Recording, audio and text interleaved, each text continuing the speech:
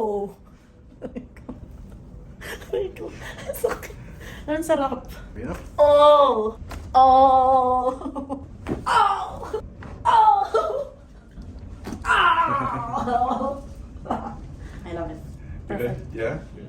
I'm so thankful kay Doc Kim na nag-message na magkakaroon ako ng session ngayon for Chiro. And lately kasi, for these past weeks actually, nakaka-feel ako ng sobrang stiffness and lalo na from my lower back going up.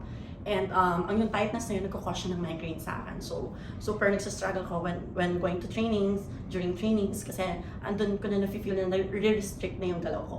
And kaya thankful ako na natuloy yung Chiro ko ngayon. And sobrang sarap sa pakiramdam, nakakagaan. And na-loosen talaga yung muscles ko and yung buto-buto ko. And I'm feeling brand new and ready na ulit ako makipagsabak para sa Pilipinas. Thank you so much. No?